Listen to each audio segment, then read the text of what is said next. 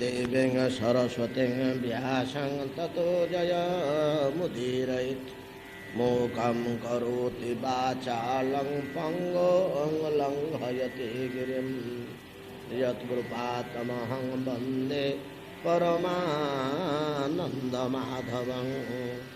यत्कृपातमहं वन्दे परमानन्दमाधवं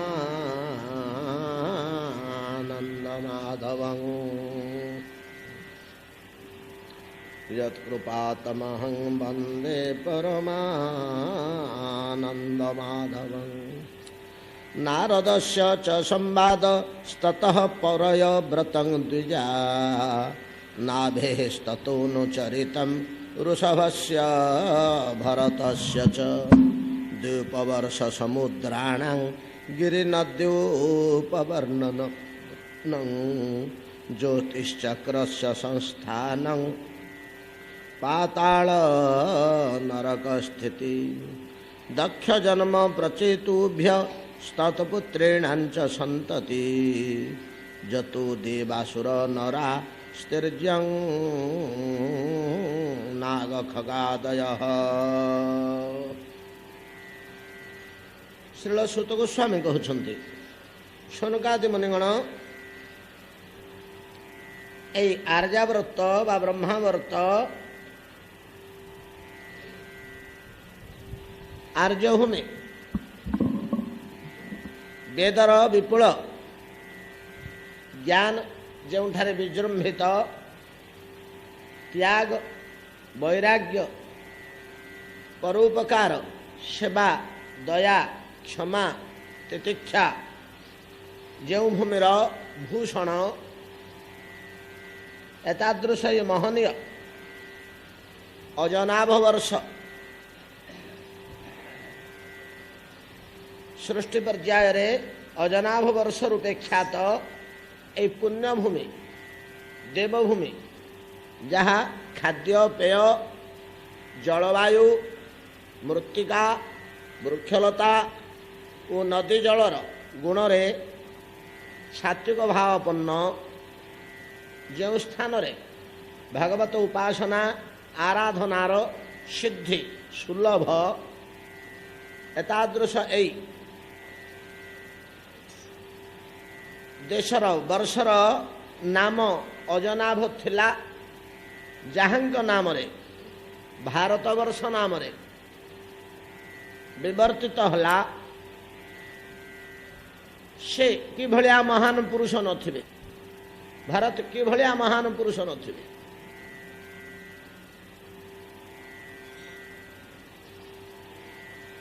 जोड़िया जिनिस देखा मिले गोटे राजवंश जनक ना बदली जाइए रघुवंश सूर्यंक वंशटी क्षत्रिय वंशटी जड़े राजांक नाम रे बदली जाइए नुआ नाम नहीं सी कि भाया राजा नथिबे कि अमूल्य गुण तांग पाखरे नथिला जार प्रभाव रे से वंशटी बदली रघुवंश रूप में परिणत होगा सेमती गोटे राष्ट्र तार नाम परिवर्तन हो जाऊँ जड़े व्यक्ति नाम रे से व्यक्ति केते महान व्यक्ति नथिबे भारत जहाँकर कनिष्ठ भ्रातागण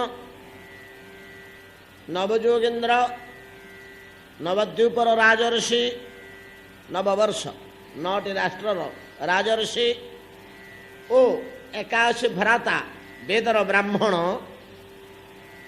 एमाने अनुज भ्राता एमानंकर ज्येष्ठ भरत ज्येष्ठ सुलभ गुण तो निश्चय तांग पाखरे थियो कहा जाइछि भागवत रे भगवान ऋषभंकर भगवत अवतार ऋषभंकर संकल्पानुसारे यही पुत्र जात होते भरत प्रजा पालन निमंते तांकर जो संकल्प से संकल्परू ये गुणवान पुत्र जन्म होते भरत किछि काल अंते भरत आम काली आलोचना करचे राज्य ଓ ପ୍ରଜାମାନଙ୍କର ପାଳନ ଭାର ପୁତ୍ର ମସ୍ତକରେ ନ୍ୟସ୍ତପୂର୍ବକ ପୁଲହାଶ୍ରମ ଚକ୍ରନଦୀ କୂଳରେ ଅର୍ଥାତ ଗଣ୍ଡୁକୀ କୂଳରେ ଶାଳଗ୍ରାମ ଉପାସନାରେ ନିମଗ୍ନ ରହିଲେ। ପରମ ଭାଗବତ ଭକ୍ତ ଥିଲେ ତ। ଚତୁର୍ଦିଗରେ ତୁଳସୀ ବନ, ଆମେ ପ୍ରତିଦିନ ପଢ଼ୁଛେ ପରା, ତୁଳସୀ କାନନଂ ଯତ୍ର ଯତ୍ର ପଦ୍ମ ମନାନିଚ, ସେଟା ନିରନ୍ତର ହରିବାସ କରନ୍ତି। ସେଇଭଳିଆ ସାତ୍ଵିକ ଭାବ, ଆଧ୍ୟାତ୍ମିକ ଭାବ, ଭକ୍ତି ଭାବ ସେ ସ୍ଥାନରେ ପୂର୍ଣ୍ଣ ହୋଇ ରହିବ। ସେଇ ତୁଳସୀ ଅରଣ୍ୟ ମଧ୍ୟରେ ଜୀବନଯାପନ କରୁ କରୁ, ଭଗବତ ଉପାସନା କରୁ କରୁ ଦୈବାତ ମୃଗ ଶାବକ ମୋହରେ ପଡ଼ିଲେ ଭରତ। ଏଭଳିଆ ଲୋକ, ଏଟା କର୍ତ୍ତବ୍ୟାନୁରୋଧ।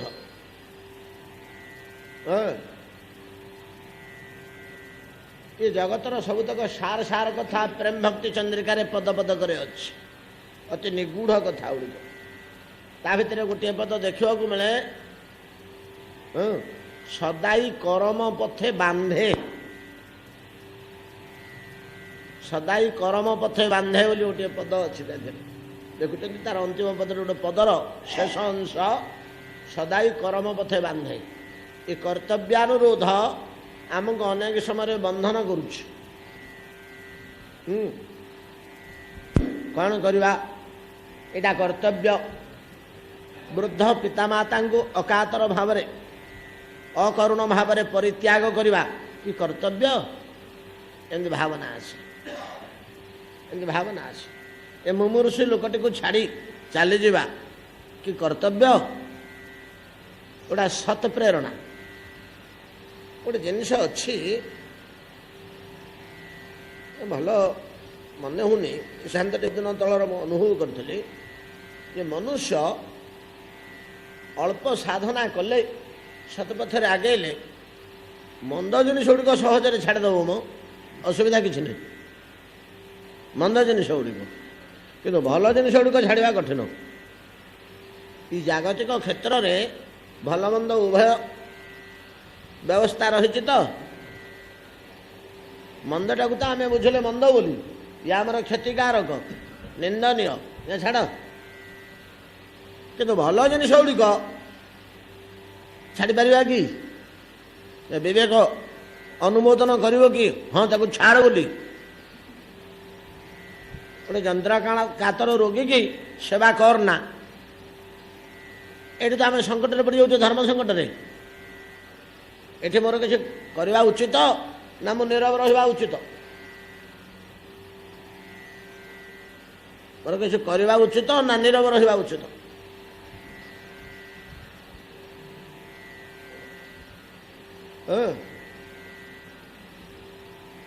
ଭଲ ଜିନିଷ ଗୁଡ଼ିକ, ଆଚ୍ଛା ଭଲ ମନ୍ଦ ମିଶିକରି ତ ଜଗତ। ଆପଣ ଯଦି ମନ୍ଦ ଗୁଡ଼ିକୁ ଛାଡ଼ି କେବଳ ଭଲ ଗୁଡ଼ିକୁ ଧରିଲେ ଆପଣ ଗୁଣାତୀତ ହେଲେ କି? ଜଗତାତୀତ, ପ୍ରକୃତିରୁ ଅତୀତ ହେଲେ କି? ତ୍ରିଗୁଣରୁ ଅତୀତ ହେଲେ କି? ମୋକ୍ଷ ଲାଭ ହେବ କି? ଯଦି ଜଣେ ଲୋକ ପାପ ନ କରି, ପାପ ଗୁଡ଼ିକୁ ପୂର୍ଣ୍ଣ ବର୍ଜନ କରି କେବଳ ପୁଣ୍ୟ କରିବାରେ ରହିଲା, ତାର ବନ୍ଧନ ନାହିଁ କି? ପୁଣ୍ୟର ବନ୍ଧନ ଅଛି ନା ନାହିଁ? ଜଗତ ଯଦି ଏକ ବନ୍ଧନ ହୁଏ, ଜାଗତିକ ଦୁଃଖଦାୟୀ ପାପ ଗୁଡ଼ାକ, ଜାଗତିକ ସୁଖଦାୟୀ ପୁଣ୍ୟ ଗୁଡ଼ାକ। ଜାଗତିକ ସୁଖର ତ ବନ୍ଧନରେ ବନ୍ଧା ହେଇ ରହିଲା, ଆଉ କ'ଣ ଏଟା ପରମାର୍ଥ କି? ଜଗତରେ ତ କଶ୍ମିନ କାଳେ ପରମାର୍ଥ ନୁହେଁ। ପରମାର୍ଥ ବସ୍ତୁଟା କ'ଣ? ଭଲ ମନ୍ଦ ଉଭୟରୁ ଅତୀତ। ଦୁଃଖେଷୁ ନୋଦ୍ବିଗ୍ନମନା ସୁଖେଷୁ ବିଗତ ସ୍ପୃହ ତୁଲ୍ୟ ନିନ୍ଦା ସ୍ତୁତି ମୌନି। ନିନ୍ଦା ଆଉ ସ୍ତୁତି, ନିନ୍ଦା ଟିକେ ଆମେ ଛାଡ଼ି ଦେଇପାରିବା, ନିନ୍ଦ୍ୟ କର୍ମ ଗୁଡ଼ା କରିବାନି। ସ୍ତୁତ୍ୟ କର୍ମ କରି ଛାଡ଼ିଲା ବେଳକୁ ସହଜ କି? ଯାହା ସମ୍ମାନଜନକ କର୍ମ, ଯାହା ସମାଜରେ ପ୍ରତିଷ୍ଠା ପ୍ରାପକ କର୍ମ, ଯାହା ମହତ୍ କର୍ମ, ଯାହା ଶାସ୍ତ୍ର ବିହିତ କର୍ମ, ସେ ଭଲ ଜିନିଷ ଗୁଡ଼ିକ ଛାଡ଼ି ହେବ କି?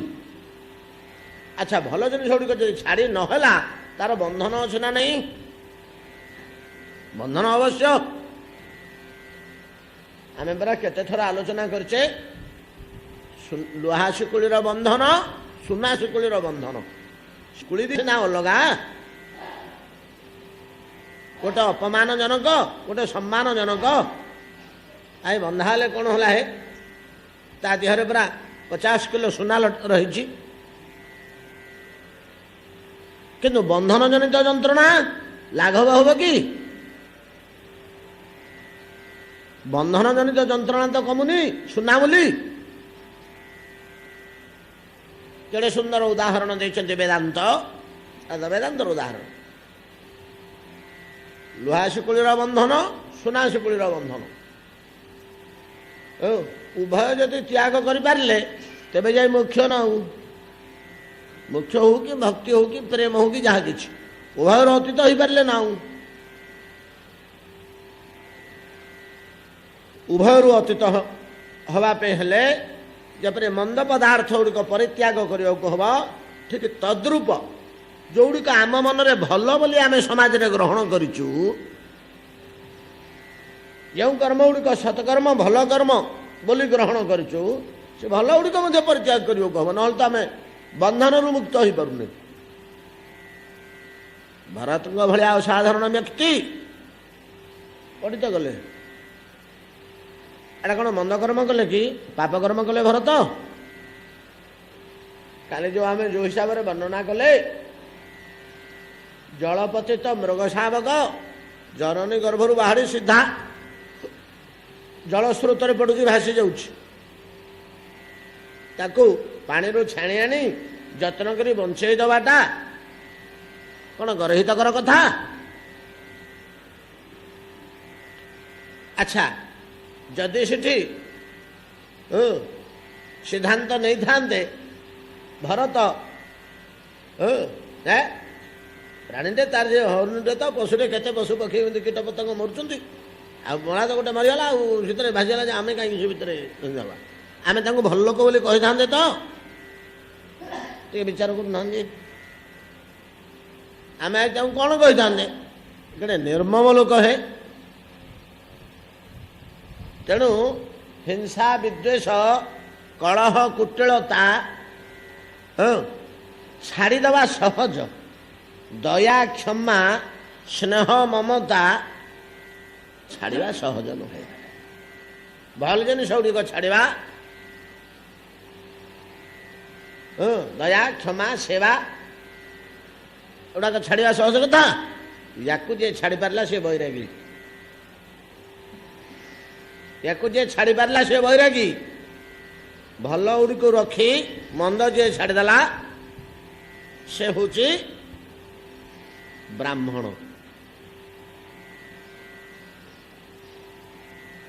ବେଦ ନିର୍ଦ୍ଦେଶାନୁସାରେ ମନ୍ଦ ଗୁଡ଼ିକ ଛାଡ଼ିଦେଇ ଭଲ ଗୁଡ଼ିକ ଯିଏ ଆଚରଣ କରୁଛନ୍ତି ସେ ବ୍ରାହ୍ମଣ ପଦବାଚ୍ୟ। କିନ୍ତୁ ଭଲ ମନ୍ଦ ଉଭୟକୁ ଯିଏ ଛାଡ଼ି ପାରିଛନ୍ତି ସେ ହେଉଛନ୍ତି ପ୍ରକୃତ ବୈରାଗୀ।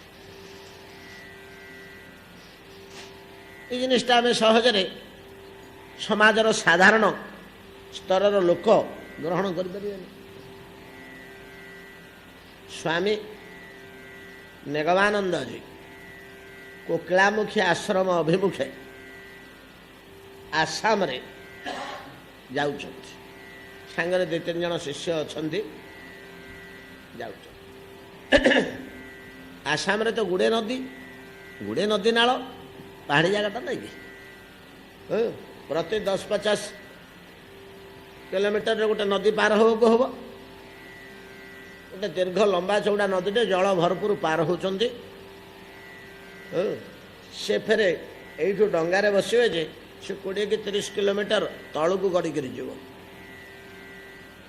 ଖାଲି ନଦୀର ଏମୁଣ୍ଡ ଏପାଖରୁ ସେପାଖ ପାର ହେବାର ନାହିଁ ସେଠି। ସେ ପାଖକୁ ଯିବାକୁ ହେବ କିନ୍ତୁ ତଳ ମୁଣ୍ଡକୁ ଯିବାକୁ ହେବ। ତେଣୁ ଗୋଟିଏ ବଡ଼ ନୌକାରେ ଅନେକ ଲୋକ ବସିଛନ୍ତି, ମଝିରେ ଖଣ୍ଡେ ଆସନ ପଡ଼ିଛି, ଚୌକି ଖଣ୍ଡେ ପଡ଼ିଛି। ସେ ଗୋଟେ ହୁକ୍କା ରଖିଥାଏ, ହୁକ୍କା ଖାଆନ୍ତି ନେଉଆନନ୍ଦ। ଗୋଟେ ବିରାଟ ହୁକ୍କାଟିଏ ସଜା ହେଇକରି ଥୁଆ ହେଇଛି, ତା ଦେହରେ ମସଲା ନିଆଁ ଦିଆହେଇଛି, ମଝି ମଝିରେ ତାକୁ ଟାଣୁଛନ୍ତି। ସୁନ୍ଦର ନୌକା ଚାଲିଛି ନଦୀ ଭିତର ଜଳ ବିହାର ଭଳିଆ ବସିଛନ୍ତି ଆରାମସେ। ଆସାମର ଜଣେ ବଙ୍ଗୀୟ ବ୍ରାହ୍ମଣ ବିଦ୍ୱାନ ପଣ୍ଡିତ, କିଛି କିଛି ପଣ୍ଡିତ ଅନ୍ୟାନ୍ୟ ଯାତ୍ରୀମାନଙ୍କ ପାଖରେ ନୌକାରେ ସିଏ ମଧ୍ୟ ବସିଛନ୍ତି ଏବଂ ପଚାରିଲେ ମହାରାଜ କିଏ ହୋ ବସିଛନ୍ତି ଆସନରେ ନୌକାରେ? ନାଇଁ ପରା ନିଗମାନନ୍ଦ। ଇଏ ନିଗମାନନ୍ଦଜୀ? ନିଗମାନନ୍ଦଜୀ ସେତେବେଳକୁ ସିଦ୍ଧ ପୁରୁଷ ହିସାବରେ କୁପ୍ରଖ୍ୟାତ, ଅନେକ ଲୋକ ଜାଣିଥାନ୍ତି। ତାଙ୍କ ପାଖକୁ ଗଲେ ସ୍ୱାମୀଜୀ ଆପଣଙ୍କ ସାଥିରେ ଟିକେ ଆଳାପ କରିବାକୁ ଇଚ୍ଛା ହେଉଛି, ଟିକେ କଥା ହେବା ପାଇଁ ଅନୁମତି। ନା ହଁ ହଁ କିଛି ଚିନ୍ତା ନାହିଁ, କୁହ। ସ୍ୱାମୀଜୀ ଆପଣ କ'ଣ ମୋଟେ ଭାତ ଖାଉନାହାନ୍ତି? କ୍ଷୀର ଫଳମୂଳ ଖାଇକରି ଜୀବନଯାପନ କରୁଛନ୍ତି? ସେଇଠୁ ନିଗମାନନ୍ଦ ସାଙ୍ଗେ ସାଙ୍ଗେ କହିଲେ ନାଇଁ ତ। କିଏ କହିଲା? ମୁଁ 2 ବେଳା ଭାତ ଆଉ ମାଂସ ଖାଏ। ମୁଁ 2 ବେଳା ଭାତ ଆଉ ମାଂସ ଖାଏ, ଫଳମୂଳ କ୍ଷୀର କାହିଁ ଖାଇବି? ମାଂସ ଭାତ ମୁଁ 2 ବେଳା ଖାଏ। ଇଏ ଟିକେ ଆମେ ସିନା ଆଲୋଚନା କରୁଛେ, ଏଇଟା ବାସ୍ତବ କ୍ଷେତ୍ରରେ ପରିସ୍ଥିତିରେ ଇଏ ବ୍ରାହ୍ମଣ ଟିକେ ଶଙ୍କି ଗଲେ, ଟିକେ ପଛେଇଗଲା, ମୁହଁ ଶୁଖିଗଲା। ହେଇଗଲା ସ୍ୱାମୀଜୀ ଆପଣ ଏଡ଼େ ବଡ଼ ସନ୍ନ୍ୟାସୀ, ସାରା ଭାରତରେ ଆପଣଙ୍କର ସୁନାମ, ମୁଁ ବ୍ରାହ୍ମଣଟେ, ମୋତେ ଆପଣ ତାତ୍ସଲ୍ୟ କଲେ। ନା ମୋତେ ମୁଁ ଗୋଟେ କେଡ଼େ ଆଗ୍ରହରେ ପଚାରିଥିଲି ଆପଣଙ୍କ ବିଷୟରେ, ଆପଣଙ୍କ ପ୍ରତି ମୋର ଅନ୍ତରରେ ଗୋଟେ ବଡ଼ ଗଭୀର ଭାବ ଥିଲା, କିନ୍ତୁ ଆପଣଙ୍କ ଭଳିଆ ଲୋକ ମୁଁ ଗୋଟେ ପଚାରିଲି, ମୋତେ ଆଜ୍ଞା ତାତ୍ସଲ୍ୟ କଲେ। ସାଙ୍ଗେ ସାଙ୍ଗେ ନେବା ଦେଖିଲେ ନାଇଁ ଆଜ୍ଞା ଆପଣ କାହିଁକି ଏମିତିକା ଭାବୁଛନ୍ତି, ମୁଁ ମୋଟେ ଆପଣଙ୍କୁ ତାତ୍ସଲ୍ୟ କରିନି। ତାତ୍ସଲ୍ୟ କାହିଁକି କରିବି? ଆମେ ବସିଛ, ମୁଁ ବାସ୍ତବ କଥା କହିଲି। ନା କି ବାସ୍ତବ କଥା? ସନ୍ନ୍ୟାସୀ କ'ଣ ମାଂସ ଭାତ କନ୍ତି ନା ଖାଆନ୍ତିନି? ଆପଣମାନେ ହେଲେ ବ୍ରାହ୍ମଣ, ଆମେ ହେଲୁ ସନ୍ନ୍ୟାସୀ, ଆପଣଙ୍କ ଆମ ଭିତରେ ପ୍ରଭେଦ କ'ଣ? ବିଜ୍ଞ ଲୋକ ତ, ସିଦ୍ଧ ପୁରୁଷ, ଏ ବି ବୁଝିବା ଲୋକ, ଲୋକ ହେଲେ ବ୍ରାହ୍ମଣର କାର୍ଯ୍ୟ କ'ଣ, ସନ୍ନ୍ୟାସୀର କାର୍ଯ୍ୟ କ'ଣ? ଆପଣମାନଙ୍କର ସାଧନା କ'ଣ, ଆମର ସାଧନା କ'ଣ? ଆପଣମାନଙ୍କର ସାଧନା ହେଲା ତମ ଗୁଣ ଓ ରଜ ଗୁଣକୁ ପ୍ରତିହତ କରି ସତ୍ୱ ଗୁଣରେ ପ୍ରତିଷ୍ଠିତ ହେବା, ନାଇଁକି? ଏ କଥା ଗୁଡ଼ାକ କେତେ ଯୁକ୍ତିଯୁକ୍ତ, ଆମକୁ ସିନା ଗ୍ରହଣ କରିପାରୁନେ ମୁଁ, କିନ୍ତୁ ସନ୍ନ୍ୟାସୀର ଧର୍ମ ହେଲା ସତ୍ୱ ରଜ ତମ 3ଟାକ ଗୁଣକୁ ପ୍ରତିହତ କରି ନିର୍ଗୁଣ ସ୍ତରକୁ ଯିବା। ତା ପାଇଁ କ୍ଷୀର ଯେତିକି ପବିତ୍ର, ମାଂସ ସେତିକି ପବିତ୍ର ସନ୍ନ୍ୟାସୀ ପାଇଁ। ଏ 2ଟାରେ ଯଦି ଆମର ଅବଧୂତ କ'ଣ କହିଲେ? ସ୍ୱର୍ଗ ନରକ ବେନି ବାଣୀ, ଏହା ମୁଁ ଏକ ଧର୍ମେ ଜାଣି। ଏଗୁଡ଼ାକ ଆମେ ସହଜରେ ଗ୍ରହଣ କରିପାରିବାନି ଆଜ୍ଞା। ଆମ ଭିତରୁ ଅନେକ ଗ୍ରହଣ କରିବେନି। କି କଥା, ବାବା ଯେତେ ହେଇକରି ମାଂସ ଖାଉଛି।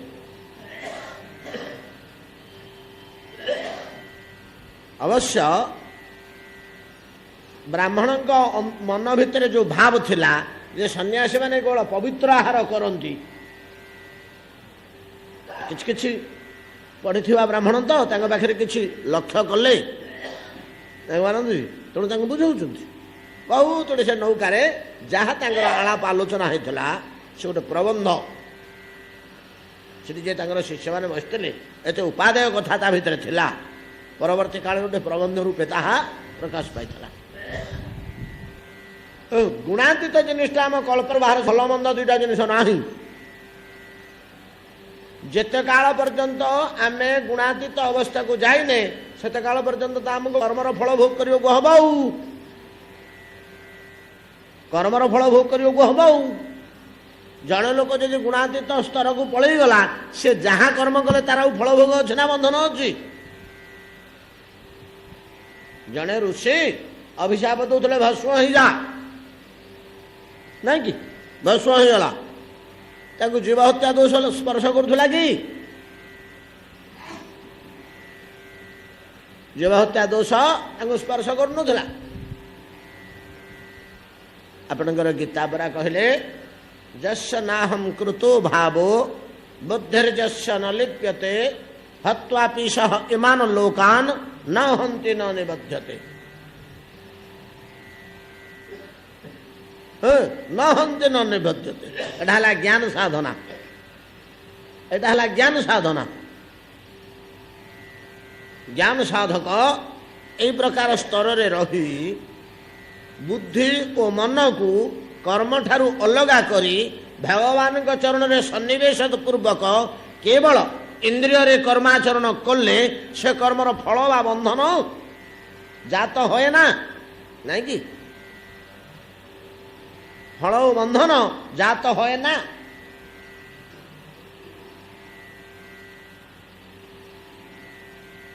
इंद्रिय गुड़ाक कर्म करुँच मन आ बुद्धि अलग होगा आम धारणा करें साधारण लोके धारणा कर बुझा फलो करवा गोटे दिन घंटकट कले बोली ना प्राथमिक स्तर लोके गुड़ाक धारणा करें मन बुद्धि कौन अलग करमी कौन से गुड़ाक कौन इंद्रिय कर्म कर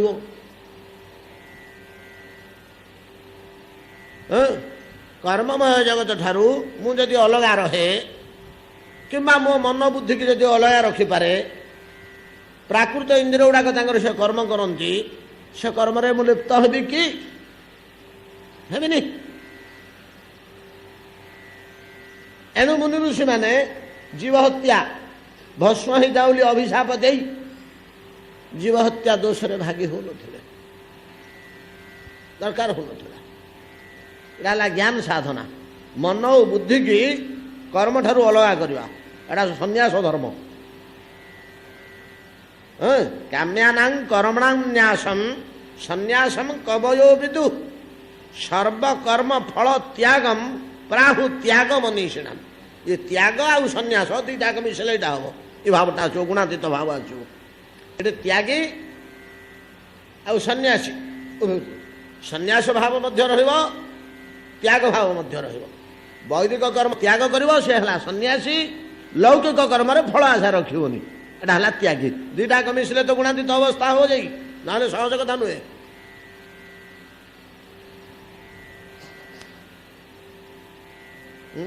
कर्म टिके कड़ा जिनिस कर्म टिके कड़ा जिनिस सहज बुझी हेनी जटिल जिनिसटे ये हला ज्ञान मार्गर कौशल जोग कर्मसु कौशलम हूँ कर्मर कौशल किंतु भक्ति मार्गरे भक्ति मार्गीय व्यक्ति संपूर्ण ईश्वर निर्भरशील नहीं कि तार कौन निजर बुद्धि मन खटेबार अच्छे ना साधना करार अच्छी बेसी तार साधना आहे गोविंद आहे कृष्ण आहे राम आहे प्रभु आहे जगन्नाथ बोली कांदिया ज्ञान साधन भाया तो कठिन साधना तार नहीं नीति नियम से जीवनी ज्ञान पंथ कृपाण के धारा ज्ञान पथरे ठीक खंगड़े चलला भाया नीति नियम को जगी जगी चलो को हम भक्ति पथर तो एड़े कड़ा कटकणा नहीं ना है कौन ईश्वर को निर्भरता भगवान को ऊपर पूर्ण आश्रय तेणु भक्तिवादी लोक भक्ति पथगामी लोक से केमती कर्मर मुक्त हवा तापे भगवान स्पष्ट भाव में कहीदेले स्पष्ट भाव में कहीदेले अपिचेत सुदुराचार भाजते माम अनन्य भाग साधुरेव समन्तव्य सम्यक व्यवहितो हि सह क्षिप्रं भवते धर्मात्मा शाश्वत शांति निगच्छति केमती प्रभु से दुराचारीटा दुराचार कर्म कला आउ आपण को स्मरण कला बोली तार कु बाटे कटिला कर्म कटिवार तो बाट नहीं एटा कौ बाटे कटिला ना कौ बाटे कटिला कहबी सर्वधर्मान परित्यज्य माम एक शरणं व्रज अहं त्वं सर्व पापेभ्यो मोक्ष्य मुझे उद्धार करती कौन बुझिपारे कि ई बाटे कटिला भक्तिवादीर भगवान पोछि दियंती जमी छुआटी देहरे कादुओ पंख लगी माँ ताको पोछि दिए पणंतरे झाड़ी दिए धूली महिला ता देहरु आम देहरे लगिले आम गामछा आणिक झाड़िया को पड़े ज्ञानवादी निजे निज देहरु पंख छड़ाए बुद्धि और मन को कर्म ठारू अपसारण करी निर्लिप्त कर्म रे बुद्धि मन जड़ित न करी कर्म तो इंद्रिय गुड़ा कर नहीं कि ଅଷ୍ଟାବକ୍ର ଜନକଙ୍କୁ ପଚାରିଲେ, ହେଲେ ଜନକ ତମେ ମୋ ଶିଷ୍ୟ ହବ? ମୋ ଶିଷ୍ୟ ହେବା ପାଇଁ ଯୋଗ୍ୟ ଲୋକ ତ ଏ ପର୍ଯ୍ୟନ୍ତ କିଏ ଜନ୍ମ ହୋଇନାହାନ୍ତି। ହଁ, ମୁଁ କାହିଁ ପୃଥିବୀରେ ପାଉନି? ଅଷ୍ଟାବକ୍ର ଋଷି ହେଲେ ମୁଁ ଯେଉଁ ସ୍ଥିତିରେ ପହଞ୍ଚି ଯାଇଛି, ମୁଁ ଯେଉଁ ପଥରେ ପଳେଇଛି, କର୍ମଯୋଗୀ ନା ଅଷ୍ଟାବକ୍ର। ଅଷ୍ଟାବକ୍ର ସଂହିତାଟା କର୍ମଯୋଗ ଉପରେ ଲେଖା ନା। ଅଷ୍ଟାବକ୍ର ସଂହିତା ବୋଲି ଗୋଟେ ସଂହିତା ଅଛି ସ୍ୱତନ୍ତ୍ର। ଅଷ୍ଟାବକ୍ର ସଂହିତା ଉପରେ କିଛିଟା ତା ଦେହରୁ ସାର ଆଣି ବାଲଗଙ୍ଗାଧର ତିଲକଜୀ ଗୀତାର ଭାଷ୍ୟ କର୍ମଯୋଗ ରହସ୍ୟ ରଚନା କରିଛନ୍ତି। ଆମେ ଅଷ୍ଟାବକ୍ର ସଂହିତାକୁ ସହଜରେ ଫଲୋ କରିପାରିବାନି। କର୍ମଯୋଗ ରହସ୍ୟ ବୋଲି ବାଲଗଙ୍ଗାଧର ତିଲକଙ୍କର ଯେଉଁ ଗୀତାର ଟୀକା ରହିଛି, ଗୀତାର ଶ୍ଳୋକ ଗୁଡ଼ାକୁ ଧରିକି କର୍ମ ଆଡ଼କୁ ଟାଣିଛନ୍ତି। ଆଉ କ'ଣ କର୍ମର ବିଚାର ହେଇଛି? ଆଉ ଶ୍ଳୋକଟାକୁ ଧରି ତାକୁ ଫିଟେଇ ଦେଇଛନ୍ତି। ତାପରେ ସେଟାକୁ ଟାଣି ନେଇଛନ୍ତି କର୍ମ ଉପରକୁ। କେବଳ କର୍ମ ଉପରେ ତୁଳା ଭେଣିଲା ଭଳିଆ କର୍ମଟା ଭିଣା ହେଇଛି ସେଥିରେ। ଆଉ ଶ୍ଳୋକଟା ଭିଣା ହେଇଛି। ଆଉ କର୍ମ ବେଶ ଭୂମି ଉପରେ, ଭିତ୍ତିଭୂମି ଉପରେ, କିନ୍ତୁ ପାଥେୟ ଆଣିଛନ୍ତି କେଉଁଠୁ? କର୍ମଯୋଗ ରହସ୍ୟରୁ, ଇଏରୁ ଅଷ୍ଟାବକ୍ର ସଂହିତାରୁ। ଅଷ୍ଟାବକ୍ର ଜଣେ ଋଷି ଯେ କର୍ମର, ନାରଦ ଯେମିତି ଭକ୍ତିରେ ଚରମ ସ୍ତରକୁ ଉଠିଛନ୍ତି, ଭକ୍ତିର ମର୍ମ, ସେମିତି ଅଷ୍ଟାବକ୍ର ଋଷି ଉଠିଛନ୍ତି। ତେଣୁ ସେ ଜନକଙ୍କୁ କହିଲେ, ଜନକ ଯେତେବେଳେ ନିବେଦନ କଲେ, ନା ଆଜ୍ଞା ମୋତେ ଦୀକ୍ଷା ଦିଅନ୍ତୁ, ମୁଁ ଆପଣଙ୍କର ପାଦାସର କରିବି, ମୁଁ ଆପଣଙ୍କ ଶିକ୍ଷା ଦୀକ୍ଷା ଗ୍ରହଣ କରିବି। ଅଷ୍ଟାବକ୍ର କହିଲେ, ଜନକ ମୋର ଲବ୍ଧ ବସ୍ତୁ ଗ୍ରହଣ କରିବା ଭଳିଆ ସାମର୍ଥ୍ୟ ଥିବା ବ୍ୟକ୍ତି ଏପର୍ଯ୍ୟନ୍ତ ମୁଁ ଦେଖୁନି ମୁନି ଋଷିମାନଙ୍କ ଭିତରେ। ତମେ କ'ଣ ପାରିବ? ତମ ସ୍ଥିତି କହିଲ, ତୁମେ ସ୍ୱୟଂ ବର୍ତ୍ତମାନ କେଉଁ ଅବସ୍ଥାରେ ଅଛ ବୋଲି ପଚାରିଲେ। ଏଇ ପ୍ରଶ୍ନଟା ଆମକୁ ପଚାରିଲେ ଆମେ ଉତ୍ତର ଦେଇପାରିବନି। ଆମକୁ ଜଣେ ଯଦି ପଚାରିବ, ତୁମେ ବର୍ତ୍ତମାନ କେଉଁ ଅବସ୍ଥାରେ ଅଛ? ଆଜ୍ଞା ମୁଁ ବସିଛି ଆଉ ବୋଲି ଆମେ କହିଦେବା, ନହେଲେ ଠିଆ ହେଇଛି ବୋଲି କହିଦେବା, ନହେଲେ ଗାଧଉଛି ବୋଲି କହିଦେବ। ଆଉ ଏ ଅବସ୍ଥାରେ ଅଛେ, ବସିବା ଅବସ୍ଥାରେ ଅଛେ ଆଉ କ'ଣ। କିନ୍ତୁ ଜନକ କ'ଣ ଉତ୍ତର ଦେଲେ? ଭଗବାନ, ରାଜ୍ୟ ଶାସନ, ନ୍ୟାୟ ବିଚାର, ପ୍ରଜାପାଳନ, ବିଦ୍ରୋହ ଦମନ, ଖଜଣା ଟିକସ କର ଆଦାୟ ଓ ମରଣା, କୂଟନୀତି ପ୍ରଭୃତି ମୋର ଇନ୍ଦ୍ରିୟ ମାନେ କରୁଛନ୍ତି। ମୁଁ ଏଥର ନାଇଁ ଆଜ୍ଞା, ମୁଁ ଅଲଗା ହେଇକିରି ଅଛି। କେଉଁଠି ଅଛ? ନା ମୁଁ ଟିକେ ଭଗବାନଙ୍କ ଚରଣ ଆଡ଼କୁ ଯାଉଛି ଧୀରେ ଧୀରେ। ଆଉ ମୁଁ ଇଆଡ଼େ ନାହିଁ, ବାକି ମୋର ଇନ୍ଦ୍ରିୟ ଗୁଡ଼ାକ ଏସବୁ କାର୍ଯ୍ୟ କରୁଛନ୍ତି। ଏ ଉତ୍ତରଟା କେହି ଆମେ ଧରିପାରିବାନି ସହଜରେ। ମୋର ହାତ ଗୋଡ଼ ଆଖି ନାକ କାନ ଇନ୍ଦ୍ରିୟ ଗୁଡ଼ାକ ଏଇ କାର୍ଯ୍ୟ କରୁଛନ୍ତି, ଆଉ ତୁମେ? ନା ମୁଁ ତାଙ୍କୁ କହିଛି ତମର ତମେ ଗୁଡ଼ା କରୁଥ। ମୁଁ କିନ୍ତୁ ଏଠୁ ଅଲଗା ହେଇକିରି ଅଛି, ମୁଁ ଏଗୁଡ଼ାକ ଭିତରେ ସଂଶ୍ଳିଷ୍ଟ ନାହିଁ। ଅଷ୍ଟାବକ୍ର ଶୁଣିକିରି କଥାଟାର ମୂଲ୍ୟ ବୁଝିଲେ। ବୋଲେ ଏଇ ଲୋକ ଆମ ସିଦ୍ଧି ବା ସିଦ୍ଧାନ୍ତକୁ ପାରିଲେ ପାରିବ ବୋଲି ଶିକ୍ଷା ଦେଲେ। ଶିକ୍ଷା ଦେଲେ ଯେ ସେ ଲୋକଟା କେଉଁ ସ୍ଥିତିକି ସେ ଗଲେ, ଜନକଙ୍କର ସିଦ୍ଧିଟା କ'ଣ ହେଲା? ଆଜି ଗୋଟିଏ ହିଁ ଏକ୍ଜାମ୍ପଲାରୀ ଲୋକ ଆମେ ପାଉଛେ, ନାଇଁ? ଗୋଟିଏ ଏକ୍ଜାମ୍ପଲାରୀ ଲୋକ, ଆଦର୍ଶ ପୁରୁଷ ରୂପେ ଗୋଟିଏ ଲୋକ ପାଉଛି, ଜନକ। ଭୂଭୁଜ ଜନକାଦୟ, ଭୂଭୁଜ ବୋଲି ଯେ ଭୂମି ଭୋଗ କରେ, ରାଜା। ଅନେକ ରାଜା, କିଏ ହଉ ନା ଜନକ ପ୍ରଭୃତି, ଗୋଟିଏ କହିଲେ ନା ଆଉ, ଗୋଟିଏ ନା ଆଉ। ଗୀତା ଭଳିଆ ଶାସ୍ତ୍ରରେ ଗୃହୀତ ଅଛି, ଅସିତ ଦେବଳ ବ୍ୟାସ ସ୍ୱୟଂଚୈବ ବ୍ରବୀମିତେ। ଅସିତ ଦେବଳ ବ୍ୟାସଙ୍କୁ ଗୋଟେ ଜାଗାରେ କୁହାହେଇଛି ଯେ ସେଟା ଅର୍ଜୁନ କହୁଛନ୍ତି, ମୁଁ ୟାଙ୍କ ମୁହଁରୁ ଶୁଣିଛି ବୋଲି। ସେ ଗୁରୁତ୍ୱ କିଛି ନାହିଁ, କିନ୍ତୁ କେବଳ ଜନଙ୍କ ପାଇଁ କହିଲେ ନା ଆଉ। କର୍ମଯୋଗ ସମ୍ବନ୍ଧରେ ଯେତେବେଳେ କହୁଛନ୍ତି, ତ ଜନକ ପ୍ରଭୃତି ରାଜା ମାନେ ସିଦ୍ଧି ଲାଭ କରୁଛନ୍ତି ପଥରେ ଯାଇକିରି ଅର୍ଜୁନ ଆଉ ଜନକ ପ୍ରଭୃତି ବୋଲି କହିଲେ। ଆଉ ଇକ୍ଷ୍ୱାକୁଙ୍କର ନାଁ ଅଛି, ମନୁଙ୍କ ନାଁ ଅଛି, କିନ୍ତୁ ଏମିତି ଗୁରୁତ୍ୱପୂର୍ଣ୍ଣ ଆଦର୍ଶ ପୁରୁଷ ରୂପେ ନିଆହେଇନି, ପ୍ରସଙ୍ଗ କ୍ରମେ ଆସିଯାଇଛି। ମୁଁ ଏମିତି ଇକ୍ଷ୍ୱାକୁ କହିଥିଲି, ଅର୍ଜୁନ କହିଲେ ଅସିତ ଦେବଳ ପ୍ରଭୃତି ମୋତେ କହିଥିଲେ, ମୁଁ ତାଙ୍କୁ ଦେଖିଥିଲି ଅମୁକ ଜାଗାରେ, ଏଇଭଳିଆ ସିନା କୁହାହେଇଛି। କିନ୍ତୁ ସିଦ୍ଧି ଲାଭ କରିଛି ବୋଲି ଏକ୍ଜାମ୍ପଲ ଦିଆହେଉଛି କେମାନଙ୍କୁ ଏଠି କେବଳ ଜନମକୁ ଦିଆହେଉଛି।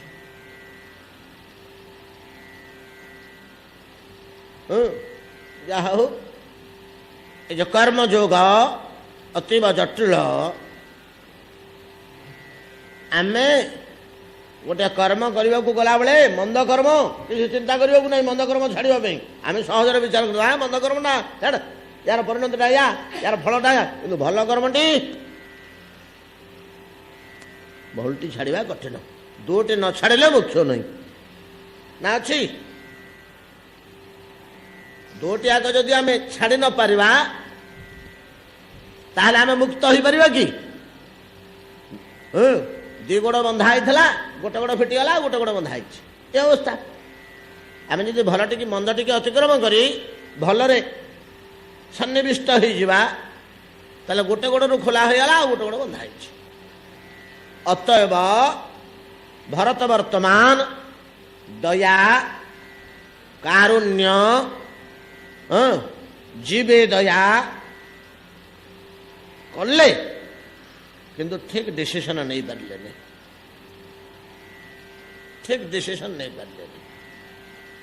ଏଡ଼େ ବଡ଼ ଲୋକ ହେଇ ମଧ୍ୟ ତାଙ୍କ ଜୀବନରେ କର୍ମ ନିର୍ଣ୍ଣୟ କରିବା କଠିନ ହେଇଗଲା।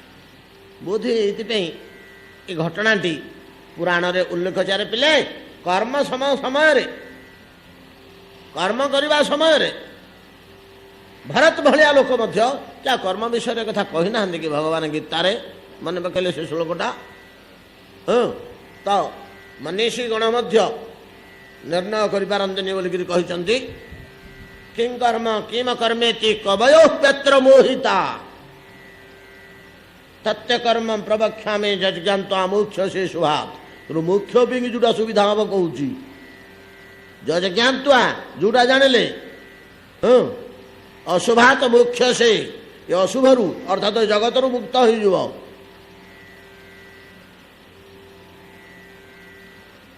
ମୁକ୍ତିର ବାଟ ଦେଖଉଛି ଶୁଣ।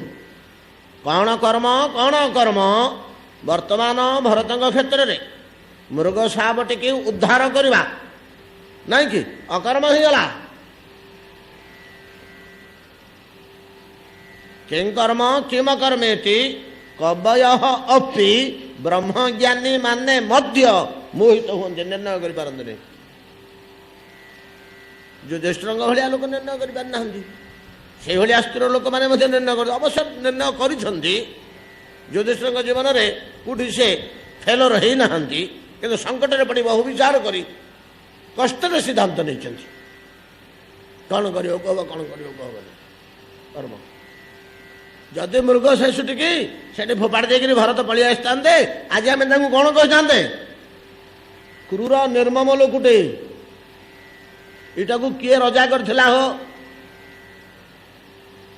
ସ୍ପଷ୍ଟ ଭାବରେ ଏ କଥା ଆମେ କହିଦେଇଥାନ୍ତେ।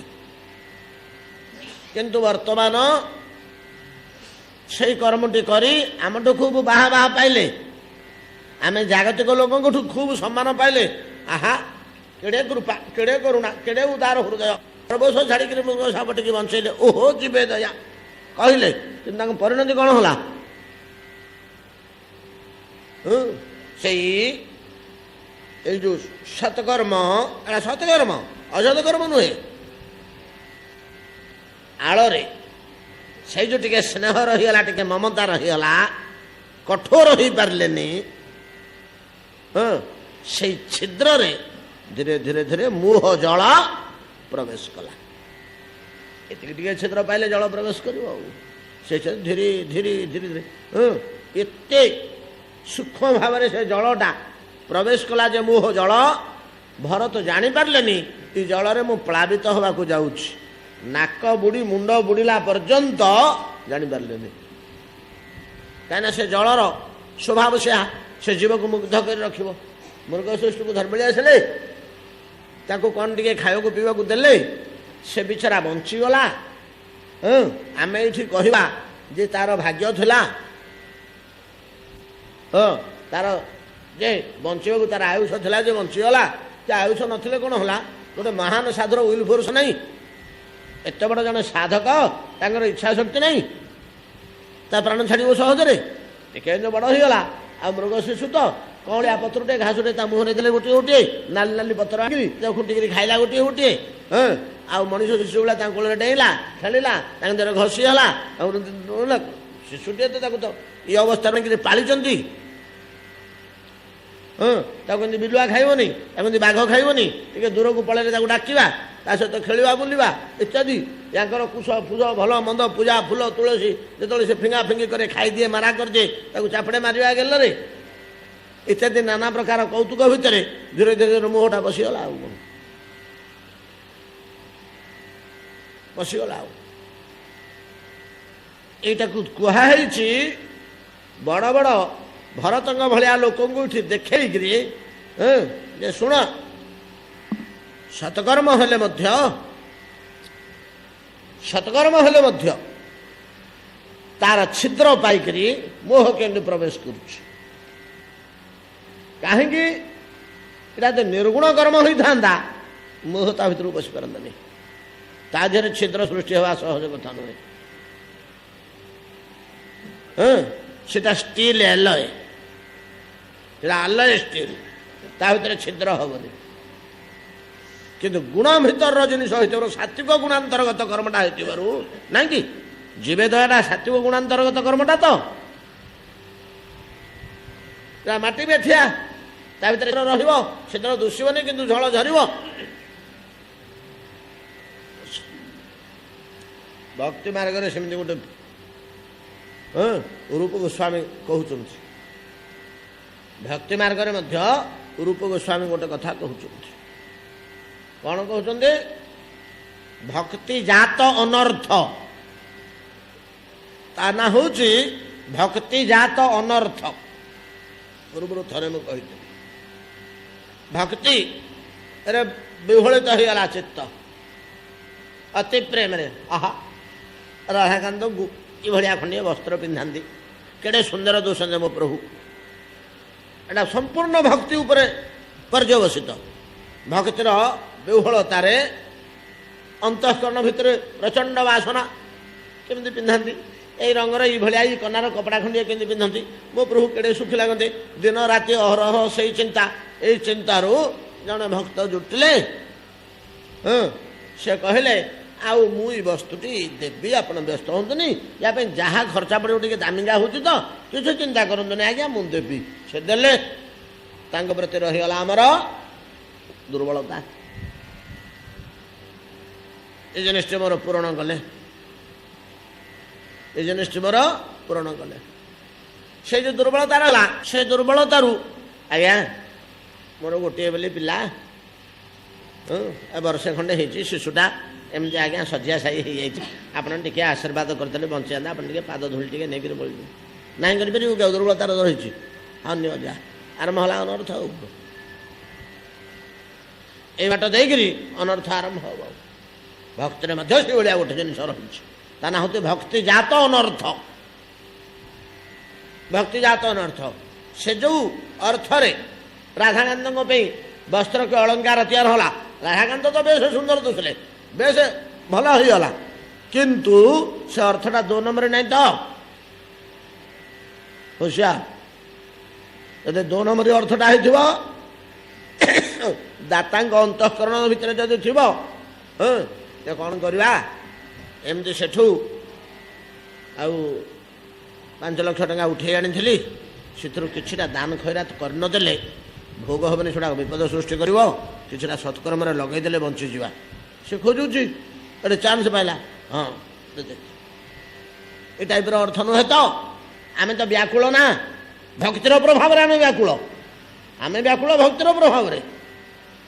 ଦୈବାତକୁ ଜୁଟିଗଲା 2 ନମ୍ବରୀ। ଅନର୍ଥ ବସିବ ନା ନାହିଁ ସେ ଅର୍ଥ ସେଥିରେ, କାହିଁକିନା ସେ ଅର୍ଥଟା ତ ଅର୍ଥ ନୁହେଁ, ଅର୍ଥ ରୂପରେ ସେଟା ଗୋଟେ ଅନର୍ଥଟା ନା 2 ନମ୍ବରଟା। ଆଉ କ'ଣ କଳାଧନଟା, ଆଉ କ'ଣ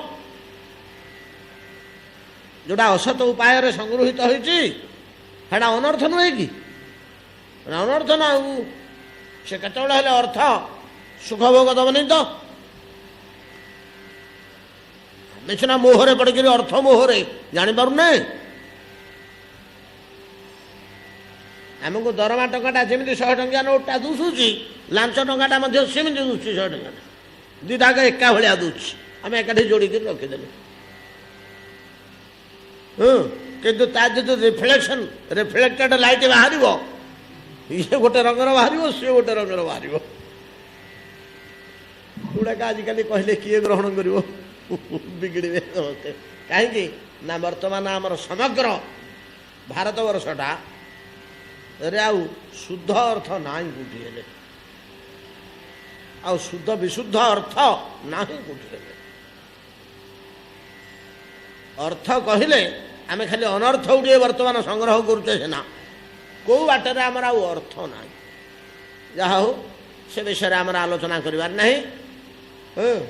ଆମେ କର୍ମ ନିର୍ଣ୍ଣୟରେ ପଶିଗଲେ ଆଜି ଯେ ରହିତ ଗଲେ ଏଠି। ଶିଶୁ ମୋହରେ ମୁଗ୍ଧ ହୋଇଗଲେ ଭରତ। ଭଜନ ଯାଜନ ସବୁ ଠିକ୍ ଅଛି, ସେଟା କିଛି ବିଚ୍ୟୁତ ହୋଇଯାନି। ଯେତିକି ଜପ କରିବା କଥା, ଯେତିକି ତୁଳସୀ ଦେବା କଥା, ଯେତିକି ମନ୍ତ୍ର ସ୍ମରଣ କରିବା କଥା, ଯେତେ ଥର ସ୍ନାନ କରିବା କଥା, ସବୁ ଠିକ୍ ଅଛି। କିନ୍ତୁ ଅନ୍ତଃକରଣ ଭିତରେ ମୃଗ ଶାବକ ପ୍ରତି ଏକ ପ୍ରଗାଢ଼ ମମତ୍ୱ, ମୋ ମୃଗ ଶାବକ, ମୋର ସ୍ନେହ ପାଳିତ, ମୋ ପିଲାଟି, ଏ ଭାବଟା ଯେ ଆସିଯାଇଛି, ଇଏ ଧୀରେ ଧୀରେ ଧୀରେ ଅନ୍ତଃକରଣକୁ ଆକ୍ରାନ୍ତ କରି ପକେଇଛି। ଆଉ କ'ଣ? ଯେଉଁ ହରିଭକ୍ତି, ଦିବ୍ୟ ଜ୍ଞାନ ତ୍ୟାଗ, ସଂସାର ତ୍ୟାଗ, ସିଂହାସନ ତ୍ୟାଗ, ବିପୁଳ ଧର୍ମଜ୍ଞାନ, ବିପୁଳ ବୈରାଗ୍ୟ ହୃଦୟ ଭିତରେ ସେଗୁଡ଼ାକ ଅଛି। ସେଟା କିଛି ଲୋପ ହେଇନି, ସେଟା ଲୋପ ହେବା ଜିନିଷ ନୁହଁ। ତା ଉପରେ ମୃଗ ଶାବକ ସ୍ନେହ ରୂପକ ରଙ୍ଗଟା ବୋଳି ହେଇଛି। କ'ଣ ବୁଝିପାରିଲେ ନା? ଏ ରଙ୍ଗଟା ବୋଳି ହେଇଛି, ବୋଳି ହେଇଛି। ରଙ୍ଗଟା ଯେଉଁଟା ବୋଳି ହେଇଛି ତ ସିଏ ହେଲେ ଦେଖୁଛି ଏଇଟା ସୁନାଟା, ଆଉ ମାଟି ଉପରେ ସୁନା ରଙ୍ଗ ଦିଆ ହେଇଛି ବୋଲି କିଏ ଯାଉଛି? ଯେମିତି ସେମିତି। ଯାହା ହଉ ଏଇଟା କେତେବେଳେ ଉଗ୍ର ହୋଇଗଲା, ଅତି ଜୋର ହୋଇଗଲା ନା, ଦିନେ ମୃଗଶାବକଟି ଟିକେ ବଡ଼ ହୋଇଗଲାଣି, କୋଳିଟେ ଗଛରୁ ପଡ଼ୁଛି, ଆମ୍ବଟେ ପଡ଼ୁଛି, ସିମଟେ ପଡ଼ୁଛି, ଫୁଲଟେ ଫୁଟୁଛି, ଛନଛନିଆ ଗଛର ପତ୍ରଟିଏ ହେଉଛି। ସେ ଦୌଡ଼ିକିରି ପଳାଉଛି ଏର ଭିତରକୁ, କଅଁଳ ପତ୍ର ଯୋଡ଼େ ଖାଇଦେଉଛି। ସେ ଜାଣିଛି ଅମୁକ ଗଛର କୋଳି ପାଚିକିରି ପଡ଼ୁଛି, ତା ମୂଳକୁ ଯାଇ 4-6ଟା ଖାଇଦେଇ ପଳେଇ ଆସୁଛି। ଇଏ ଟିକେ 2 ମିନିଟ୍ 3 ମିନିଟ୍ 10 ମିନିଟ୍ ନ ଦେଖିଲେ ଯେତେବେଳେ ଡାକି ଦେଉଛି, ଆରେ କୁଆଡ଼େ ଗଲୁ ରେ, କି କ'ଣ ତାକୁ ନାଁ ଦେଇଛନ୍ତି ଆମେ ଯେମିତି ଡାକୁଛେ ଗୋରୁକୁ କୁକୁରକୁ, ସେମିତି ଡାକିଦେଲେ ତାଙ୍କ ପାଟି ଶୁଣିଲେ ସେ ଆଉଥରେ ଦୌଡ଼ି ଦୌଡ଼ି ପଳେଇ ଆସୁଛି ଆଙ୍କ ପାଖକୁ, ଘଷି ହେଉଛି ଆଙ୍କ ଦେହରେ। କିରେ ତୋତେ କହିଥିଲି ଏକୁଟିଆ ଯିବୁନି, ମୋ ସାଙ୍ଗରେ ଯିବୁ। ମୁଁ ଯେତେବେଳେ ଗାଧେଇ ଯାଉଥିବି ମୋ ସାଥିରେ ଯାଇକିରି କୋଳି ଖାଇବୁ, ମୁଁ ଟିକେ ଠିଆ ହେବି ଜିନିଷ ପଛେ, ମୁଁ ଟିକେ ଠିଆ ହେବି, ତୁ କୋଳି ଖାଇବୁ, ତାପରେ ନଈକି ଯିବା। ତୁ ଏକୁଟିଆ କାହିଁ ଯାଉଛୁ? ଗଧିଆ, ବାଘ, ବୃକ, ସିଂହ ବୁଲୁଛନ୍ତି ଅରଣ୍ୟ ଭିତରେ, ରଖିବେ ତୋତେ? ତୋର ଏ ସୁକୁମାର ଦେହ ଟିକେ ସେମାନେ ଲୋଭ ଛାଡ଼ିପାରିବେ ଦେଖିଲେ? ଏମିତି ତା ସେଥିରେ କଥାଭାଷା ହୁଅନ୍ତି। ସେ ମଧ୍ୟ ମୁହଁ କାନ ଟେକିକିରି ଶୁଣେ, ମୁହଁ ହଲେଇକିରି ହଁ କରେ, ନାଇଁ କି? ଏ ତ ମୋହମୁଗ୍ଧ ଅବସ୍ଥା। ଆଉ କ'ଣ? ଏଇ ଅବସ୍ଥାରେ ଦିନକର ମୃଗସୃଷ୍ଟ ମଝିରେ ମଝିରେ ପଳେଇ ଯାଏ ଅରଣ୍ୟ ଭିତରକୁ। ଦିନେ ଗଲା ଯେ ଗଲା, ଆଉ ଫେରିଲାନି, ଆଉ ଫେରିଲାନି। କାହିଁକି ନା ସେ ହେଉଛି ପଶୁ, ସେ ହେଉଛି ପଶୁ। ୟାଙ୍କର ପ୍ରଭାବଟା, ସ୍ନେହର ପ୍ରଭାବଟା ତାଙ୍କ ଉପରେ ପଡ଼ୁଥିଲା। କିନ୍ତୁ ତାର ଜ୍ଞାନ ଅଛି କି? ପଶୁର ଜ୍ଞାନ ଅଛି କି? ଜ୍ଞାନଟା ଏକମାତ୍ର ମନୁଷ୍ୟ ଛଡ଼ା ଆଉ କୌଣସି ଜୀବ ପାଖରେ ପରା ନାହିଁ। ଅଛି କି? କ୍ରିୟାଶକ୍ତି, ଇଚ୍ଛା ଶକ୍ତି, ତାପରେ ଜ୍ଞାନ ଶକ୍ତି। କେବଳ ମନୁଷ୍ୟ ଦେହରେ ଜ୍ଞାନ ଶକ୍ତି, ତାର ଜ୍ଞାନ ନାହିଁ। ଇଚ୍ଛା ଶକ୍ତିର ପ୍ରଭାବରେ କିଛିଟା ସ୍ନେହର ମୂଲ୍ୟ ସେ ବୁଝେ, ସ୍ନେହ ଶ୍ରଦ୍ଧାର ମୂଲ୍ୟ ବୁଝେ, କିନ୍ତୁ ଜ୍ଞାନ ଶକ୍ତି ବୋଲି କିଛି ନାହିଁ। ପଶୁ ଦେହରେ କୋଉଠୁ ଆସିବ? ସେ ତାର ଅରଣ୍ୟକୁ ଯାଇଥିଲା, ଯାଉ ଯାଉ ସେ ନଦୀକୂଳ ପାଖାପାଖି ଆଡ଼େ ପଳେଇଛି। ସବୁଦିନ ତ ଯାଏ ନଈକୂଳକୁ ଭରତଙ୍କ ସାଥିରେ, ଟିକେ ସିଆଡ଼େ କେତେ ଆଶ୍ରମଟା ଭିତରେ ଇଏ ବସିକିରି ମାଳାଟି ଧରିକିରି ଆଖି ବୁଝି ବସିଛନ୍ତି ଯେ ତାଙ୍କ ପାଖରେ ଘଷି ହଲା ହଲା ଡାକିଲା ବୋଇଲା ତ ବିରକ୍ତ ଲାଗିଲା। କେତେ ଆଶ୍ରମଟା ଭିତରେ ବସିବ, ଖୋଲା ଜାଗା ଆଡ଼େ ଟିକେ ନଈ କୂଳ ଆଡ଼େ ବୁଲି ପଳେଇଲା। ସେଠି ବୁଲିକରି ଦୂରରୁ ଦେଖିଲା ଯେ ଗୋଟେ ଦଳଟେ ପଶୁ ଜଳପାନ କରିବାକୁ ଆସିଛନ୍ତି। ତା ଭିତରେ ଏଡ଼ିକି ଏଡ଼ିକି ଏଡ଼ିକି ଛୋଟ ବଡ଼ ଅଛନ୍ତି, ତାରି ଭଳିଆ ଯୋଡ଼େ ତିନିଟା ଅଛନ୍ତି। ସେ ଲକ୍ଷ୍ୟ କଲା ମୋର ଯେମିତି ଗୋଡ଼ ସେମାନଙ୍କର ସେମିତି, ମୋର ଯେମିତି ମୁହଁ ସେମାନଙ୍କର ସେମିତି ମୁହଁ, ମୋର ଯେମିତି ଦେହ ସେମାନଙ୍କର ସେମିତି ଦେହ। ସ୍ୱଜାତି ଅନୁଭୂତିଟା ଏଇଟା ଶିଖେଇବାକୁ ପଡ଼େ ନା, ୟା ପାଇଁ ଜ୍ଞାନ ଦରକାର ନାହିଁ, ଏଇଟା ନୈସର୍ଗିକ। ଏମିତି ମାଆକୁ ଚିହ୍ନିବା ପାଇଁକି ଭିତରୁ ତାର ସେ ବାହାରିବ। 50ଟା ଗାଈ ଅଛନ୍ତି, ବାଛୁରୀକି ଫିଟେଇ ଦେଲେ ସେ ତା ମା ପାଖକୁ ପଳେଇବ ନା ସିଧା। ଆଉ ବାଟରେ ଆଉ ଗୋଟେ ମା ଯଦି ଏଡ଼େ ବଡ଼ ପହ୍ନା ଅଛି ତାର ବେଶୀ କ୍ଷୀର ଅଛି ବୋଲି ସେଠି ପିଇବ କି? ନା ସେ ମା ତାକୁ କଷିକିରି ଲାତେ ମାରିବ, ତା ମୁହଁ ଭାଙ୍ଗିଲା କି ଦାନ୍ତ ଝଡ଼ିଲା ସେ ଆଉ ଦେଖିବ? ସେ ତା ମା ପାଖକୁ ପଳେଇବ। ଏଇଟା ନୈସର୍ଗିକ ରୀତି, ଭଗବତ ପ୍ରଦତ୍ତ ବ୍ୟବସ୍ଥା, ପ୍ରାକୃତିକ ବ୍ୟବସ୍ଥା। ସେଇ ରୀତିରେ ସେ ଯେତେବେଳେ ଦେଖିଲା ଏ ଲୋକ ଗୁଡ଼ା କେଡ଼େ ସୁନ୍ଦର ଦୁଶୁଛନ୍ତି, ପଶୁ ଗୁଡ଼ାକ ଇଏ କେଡ଼େ ସୁନ୍ଦର କଥା ହେଉଛନ୍ତି, ଇଏ କେଡ଼େ ସୁନ୍ଦର ଖେଳୁଛନ୍ତି, ତା ବୟସର ଯୋଡ଼େ ତିନିଟା ମଧ୍ୟ ତା ଭିତରେ ଅଛନ୍ତି।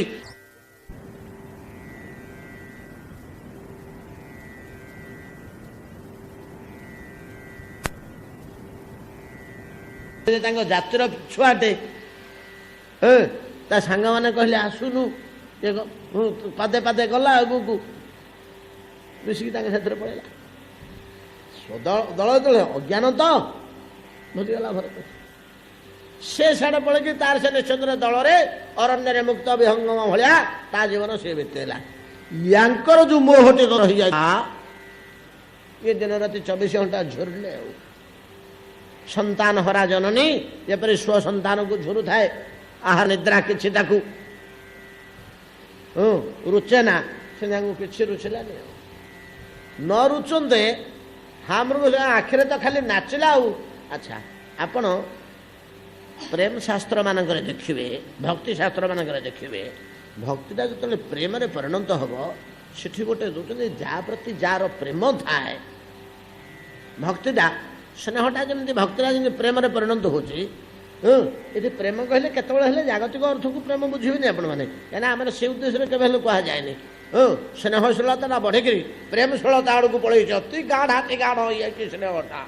ସେ ଯଦି ବାହାରକୁ ଯାଇଛି ଫେରିବାକୁ ଟିକେ ଡେରି ହେଲା, ଖାଲି ରୂପ ଗୋସ୍ୱାମୀ ପାଦ କହୁଛନ୍ତି ଶ୍ଲୋକରେ ଯେ କେବଳ ତାର ଅଶୁଭମୟ ରୂପ ଗୁଡ଼ାକ ଦୁଷିବ। ଏଇଟା ହେଉଛି ପ୍ରେମର ଲକ୍ଷଣ, ପ୍ରେମର ଲକ୍ଷଣ। ଅଶୁଭମୟ ରୂପ ଗୁଡ଼ାକ ଖାଲି ଦୁଷିବ, ଅଶୁଭମୟ ଲକ୍ଷଣ ଗୁଡ଼ାକ ଆଖି ଦୁଷିବ। ଧନ୍ୟନ୍ତୁ ସ୍ୱାମୀ ଆଉ ଦାମ୍ପତ୍ୟ ପତ୍ନୀଙ୍କ ଭିତରେ ଅତି ଗଭୀର ମମତା ଅଛି, ଶୁଦ୍ଧ ଦାମ୍ପତ୍ୟ, ଗଭୀର ଆବେଗମୟ ଜୀବନ ସେମାନେ ଯାପନ କରୁଛନ୍ତି। ସ୍ୱାମୀ 10ଟା ବେଳକୁ ଫେରିବା କଥା, 10 ବାଜିଲା, 11 ବାଜିଲା, 12 ବାଜିଲା, ସେ କାନାଙ୍କ ସାଥି ମେଳରେ ଗୋଟେ ନୂଆଗିରି ସେମାନେ ଭୋଜି କରୁଛନ୍ତି, ତାକୁ ଅଟକେଇ ଦେଇଛନ୍ତି, ସେ ସିଆଡ଼େ ରହିଗଲେ। ଇଏ ଘରେ କୋଉଠି ବାଟରେ କିଛି ଅସୁବିଧା ହେଇଗଲା କି, କୋଉଠି ଗାଡ଼ି ଆଘାତ ହେଇଗଲା କି, ଗୋଟେ ଦେହ ପା ଖରାପ ହେଇଗଲା କି, ଏମିତି ତ ଅମୁକ ଲୋକ ଗୁଡ଼ା ଶତ୍ରୁ ଥିଲେ, କିଛି ଆଘାତ ହେଇଗଲା କି, ଏଗୁଡ଼ାକ କେବଳ ଦୁଷିବ। ଏଥିରେ ଦେଇଛନ୍ତି, ଏଇଟା ଶାସ୍ତ୍ର କହୁଛନ୍ତି, ଯଦି ପ୍ରେମ ନଥିବ ତାହେଲେ ଏଗୁଡ଼ା ଦୁଷିବନି। ଯଦି ପ୍ରେମ ଥିବ, ପ୍ରେମୀର ବିରହରେ ତାର ଅଶୁଭ ଅବସ୍ଥା ଗୁଡ଼ାକ ଖାଲି ଦୁଷିବ। ଭାରତଙ୍କର ସେଇଆ ହେଇଛି। ସିଏ ଗୋଟେ କହୁଛନ୍ତି କୋଉଠି ବାଘ ତ ଖାଇଗଲା, ଆଉ ବିଲୁଆ ଖାଇଗଲେ, ଏ ଗଧିଆ ଖାଇଗଲା, ଆଉ କି ସୁନ୍ଦର ମୃଗ ଶିଶୁଟି। ଏଇଟା ଯେତେବେଳେ ମନରେ ଏଗୁଡ଼ାକ ନାଚି ଯାଉଛି, କେମିତି ତାଙ୍କୁ ବାଘ ବେକକୁ କାମୁଡ଼ିକିରି ମୃତ ଶରୀରକୁ ତାର ନେଇଯାଉଛି, ଏଗୁଡ଼ା ଦୁଷୁଛି ଆଖିରେ, କଳ୍ପନାରେ। ଏମିତି ହେଇ ହେଇ ହେଇ ହେଇ 2-4 ବର୍ଷ ଆଉ କେବଳ ମୃଗ ଶିଶୁର ଧ୍ୟାନରେ ବିତିଗଲା। କିନ୍ତୁ ବିତିଗଲା, ବୟସ ତ ହେଇଯାଇଥିଲା, ଦେହ ତ୍ୟାଗ କଲେ। କିନ୍ତୁ ଦେହ ତ୍ୟାଗ କଲେ, ଦେହ ତ୍ୟାଗ ବେଳକୁ କ'ଣ ହେଇଛି ନା, ସେ ମୃଗ ଶିଶୁଟିର ସ୍ମରଣ ଥାଇ ପ୍ରାଣ ଛାଡ଼ିଯିବାରୁ ଯେ ଯଥା ନାଇଁ ଜଞ୍ଜଙ୍ଗ ବାପି ସ୍ମରଣ ଭାବ ଯଜତନ୍ତେ କଳେବରମ ତମ ତମ ଏବୈତି କୌନ୍ତେୟ ସଦା ତଦ୍ଭାବ ଭାବିତ। ନାଇଁ କି ସଦା ତଦ୍ଭାବ ଭାବିତ बहुत दिन सब मृग शिशु कथा चिंता करी करी मृत्यु समय को मृग शिशु कथा ही मन पड़ा एवं देह त्याग करी गोटे मृगर पेटरे जाई से प्रवेश कले मृगटी जन्म हे मृगटी जन्म होला परे परिणति कौन होला आम आसंता काली आलोचना करवा एतिक आमर आज भागवत विश्राम करूँ।